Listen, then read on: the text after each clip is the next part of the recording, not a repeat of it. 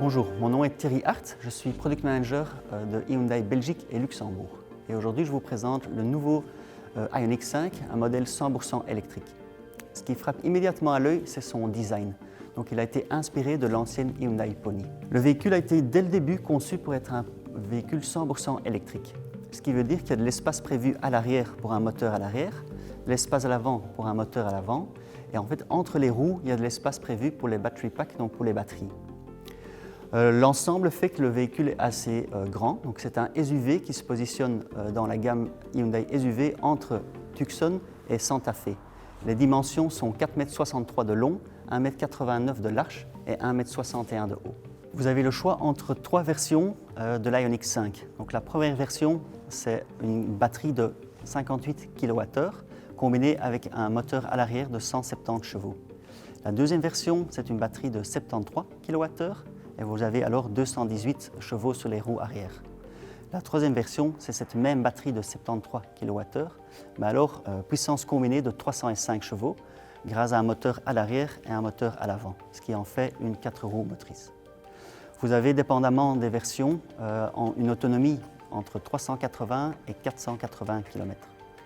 Si vous voulez recharger le véhicule, vous avez en fait à bord un on-board charger de 11 kW triphasé, ce qui en fait quand même un véhicule qui se rechargera rapidement.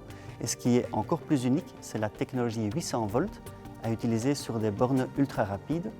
Vous allez pouvoir charger jusqu'à 220 kW, ce qui fait qu'en 18 minutes, vous allez charger 80%.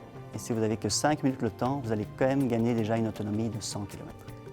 On va découvrir le véhicule ensemble et on commence ici à l'avant. Ce qu'on remarque immédiatement, c'est en fait le capot large et lisse.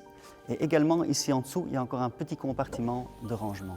Ce qui frappe aussi également à l'œil, ce sont les phares à LED qui sont constitués de tous des petits pixels séparés. Et entre les deux phares à l'avant, on a une barre lumineuse qui est, quand elle est allumée, donc il y a les LED visibles, et si on éteint les LED, ça ressemble en fait à une bande décorative en métal. Vu que c'est un véhicule électrique, on n'a pas la nécessité d'avoir une grille à l'avant, et donc tout est fermé.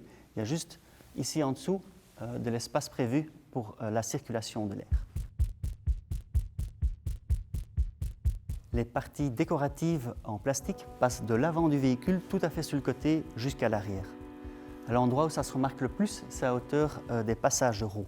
Donc ça donne vraiment ce look baroudeur au véhicule. Petit détail sympa, ce sont ces petits ailerons, donc des petites ailettes qui sont sur les passages de roues. Et ça améliore également la circulation de l'air et vous donnera donc une meilleure autonomie. Ce qui aide aussi pour cette autonomie, ce sont ces jantes 20 pouces qui sont d'un design aéro. Donc ça veut dire en fait que la roue est très fort fermée et qui fera donc en sorte qu'il y a une meilleure circulation de l'air. Les véhicules de base auront des jantes 19 pouces de série. Donc comme à l'avant, on a un design très fluide et très lisse sur le côté. Donc, par exemple, on remarque que les poignées de porte sont complètement intégrées sur le côté et vont uniquement sortir vers vous au moment qu'on veut ouvrir la porte. La version qu'on a ici dans le showroom, c'est une version Balance Solar. Donc ça veut dire qu'il y a un toit de panneaux solaires sur le véhicule. Et donc grâce à l'énergie du solaire, on va gagner à peu près une autonomie de 5 km par jour.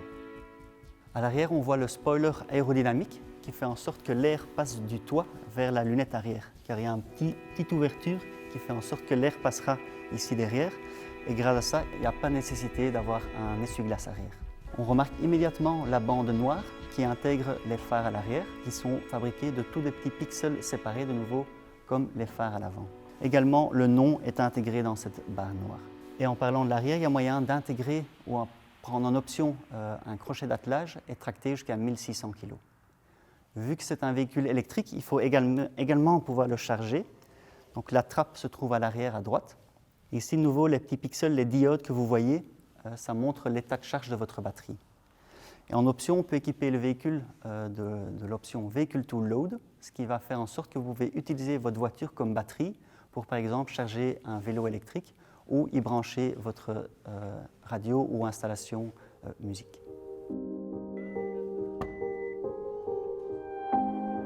Le volume de chargement est 527 litres.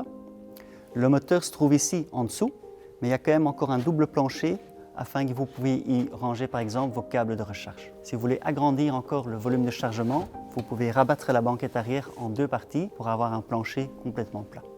À l'intérieur, on retrouve un design épuré comme à l'extérieur. Grâce à l'empattement de 3 mètres, l'espace est très généreux ici à bord. Par exemple, l'espace au genou est très agréable et la garde au toit est très bonne. Le plancher à l'arrière est plat, ce qui est très agréable pour le passager du milieu. Et encore agréable pour les passagers à l'arrière, c'est que le dossier est inclinable ainsi que la banquette, on peut la glisser en avant ou en arrière pour générer plus de place au genou ou un plus grand coffre. Quand on monte à bord à l'avant, on remarque immédiatement les 2 écrans de 12 pouces qui se trouvent devant nous. Le tableau de bord est exactement devant nous qui montre toutes les informations pour rouler et au milieu on a l'écran avec entre autres la navigation. En option, on peut avoir un affichage tête haute, donc un head-up display, ce qui est très agréable pendant la conduite.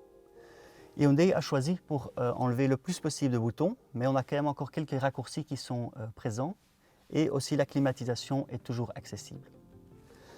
Le tunnel central a été dégagé, donc par exemple le levier de vitesse se retrouve à l'arrière du volant et grâce à ça il y a plus d'espace qui a été créé à l'intérieur. Également derrière le volant, ce sont en fait les 2 paddle shifters, donc grâce à ça, les petites palettes, on va pouvoir augmenter ou diminuer le rechargement de la batterie. Donc grâce à ça, on pourra faire du one pedal driving, donc il ne faudra plus toucher au frein, mais la voiture va ralentir dès que vous lâchez votre gaz. Grâce au siège électrique, on trouvera toujours une bonne position de conduite. Et amusant dans cette version, c'est les sièges relaxants en option qui permettent de se rabattre complètement et également un repose-pied qui est présent.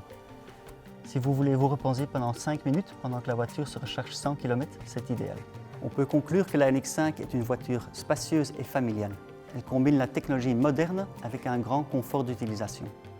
Et également, grâce à la technologie 800 volts, il y a moyen de faire des recharges ultra rapides. Je vous remercie pour regarder et je vous invite sûrement à passer chez nos concessionnaires pour regarder le véhicule plus en détail.